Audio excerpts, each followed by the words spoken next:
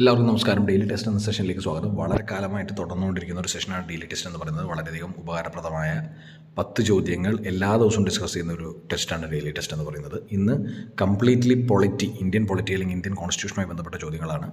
ആദ്യം ചോദ്യങ്ങൾ വായിക്കാതെ കഴിഞ്ഞിട്ട് ഉത്തരങ്ങൾ ഡിസ്കസ് ചെയ്യാം. നിങ്ങൾക്കൊരു സെൽഫ് ഇവാലുവേഷൻ ടെസ്റ്റാണ്, അതുകൊണ്ട് നിങ്ങൾ തന്നെ റീകളക്ട് ചെയ്യാൻ ശ്രമിക്കണം. ആദ്യത്തെ ചോദ്യം, സംസ്ഥാന ആസൂത്രണ ബോർഡിൻ്റെ അധ്യക്ഷൻ ആരാണ്? സംസ്ഥാന പ്ലാനിംഗ് ബോർഡിൻ്റെ അധ്യക്ഷൻ ആര് എന്നാണ് ആദ്യത്തെ ചോദ്യം. 2, സ്വത്തവകാശത്തെക്കുറിച്ച് പ്രതിപാദിക്കുന്ന ആർട്ടിക്കിൾ ഏതാണ്? സ്വത്തവകാശം ആദ്യം റൈറ്റ് ടു പ്രോപ്പർട്ടി എന്ന് പറയുന്നത് ഒരു ഫണ്ടമെൻ്റൽ റൈറ്റ് ആയിരുന്നു. ബിഗിനിങ്ങിൽ കോൺസ്റ്റിറ്റ്യൂഷൻ്റെ കമൻസ്മെൻറ്റിൽ 7 ഫണ്ടമെൻ്റൽ റൈറ്റ്സ് ഉണ്ടായിരുന്നു. അപ്പോൾ അതിലൊന്ന് ഈ പറഞ്ഞ സ്വത്തവകാശമായിരുന്നു. അപ്പോൾ അതിനെക്കുറിച്ച് പ്രതിപാദിക്കുന്നത് പിന്നെ നീക്കം ചെയ്യുകയാണ് ചെയ്തത്, അതായത് മൗലികാവകാശത്തിൽ നിന്ന്. അപ്പോൾ ഏത് ആർട്ടിക്കിളാണ് ഈ പറയുന്ന സ്വത്തവകാശത്തെക്കുറിച്ച് പ്രതിപാദിക്കുന്നത്? 3, പബ്ലിക് അക്കൗണ്ട്സ് കമ്മിറ്റിയുടെ കണ്ണും കാതും എന്നറിയപ്പെടുന്നത് ഏത് ഓർഗനൈസേഷൻ അല്ലെങ്കിൽ ഏത് പോസ്റ്റാണ് അല്ലെങ്കിൽ ഏത് ഓഫീസാണ് ഈ പറഞ്ഞ പബ്ലിക് അക്കൗണ്ട്സ് കമ്മിറ്റിയുടെ കണ്ണും കാതും എന്നറിയപ്പെടുന്നത്? 3ാമത്തെ ചോദ്യം. 4, അഡ്മിനിസ്ട്രേറ്റീവ് ട്രൈബ്യൂണൽ ആക്ട് പാസ്സാക്കിയ വർഷം ഏതാണ്? അഡ്മിനിസ്ട്രേറ്റീവ് ട്രിബ്യൂണൽ ആക്ട് പാസ്സാക്കിയ വർഷം ഏതാണ്? അടുത്ത ചോദ്യം ഇതുമായി ബന്ധപ്പെട്ട തന്നെയാണ്. ഏത് പ്രധാനമന്ത്രിയുടെ കാലത്താണ് അഡ്മിനിസ്ട്രേറ്റീവ് ട്രിബ്യൂണൽ നിയമം പാസ്സാക്കിയത്?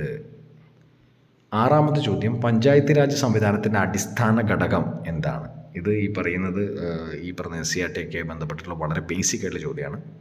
പഞ്ചായത്ത് രാജ് സംവിധാനത്തിൻ്റെ അടിസ്ഥാന ഘടകം എന്താണ് എന്നാണ് ചോദിച്ചത്. Basic unit of panchayat raj system എന്താണ്? 7, ഫിനാൻസ് കമ്മീഷൻ റിപ്പോർട്ട് സമർപ്പിക്കേണ്ടത് ആർക്കാണ്? ഫിനാൻസ് കമ്മീഷൻ റിപ്പോർട്ട് സമർപ്പിക്കേണ്ടത് ആർക്ക്? ഫിനാൻസ് കമ്മീഷൻ സ്റ്റാറ്റ്യൂട്ടറി ബോഡിയാണ്, ശരിയാണോ തെറ്റാണോ? ഫിനാൻസ് കമ്മീഷൻ സ്റ്റാറ്റ്യൂട്ടറി ബോഡിയാണ്, ശരിയാണോ തെറ്റാണോ?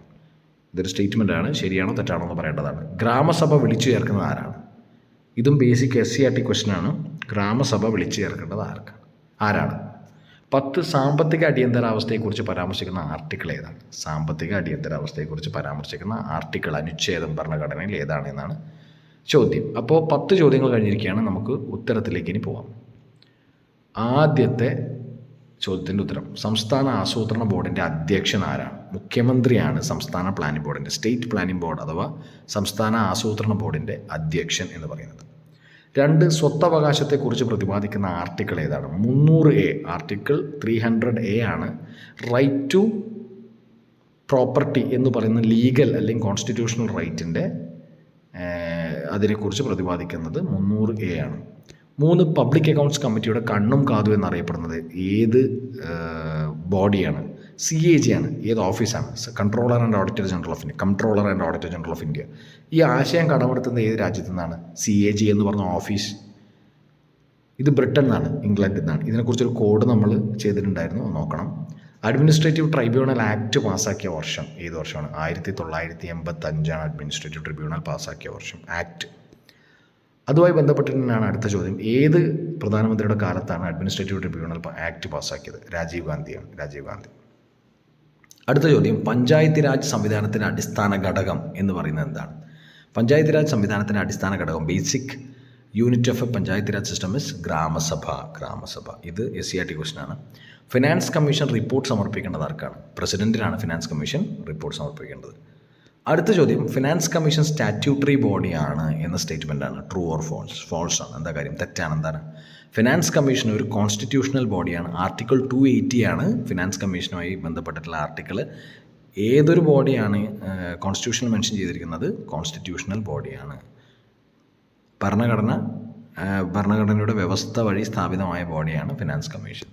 ഗ്രാമസഭ വിളിച്ചു ചേർക്കുന്ന ആരാണ്? 9ാമത്തെ ചോദ്യം, വാർഡ് മെമ്പറാണ് ഗ്രാമസഭ വിളിച്ചു ചേർക്കുന്നത്. 10ാമത്തെയും അവസാനത്തെയും ചോദ്യം, സാമ്പത്തിക അടിയന്തരാവസ്ഥയെക്കുറിച്ച് പരാമർശിക്കുന്ന ആർട്ടിക്കിൾ 360 ഇത് ഞാൻ പറയട്ടെ, വളരെ സിമ്പിളായിട്ടുള്ള ചോദ്യങ്ങളായിരുന്നു പറഞ്ഞിരുന്നത്. അതുകൊണ്ട് നമുക്ക് എത്രയാണ് വേണ്ടത് കട്ട് ഓഫ്?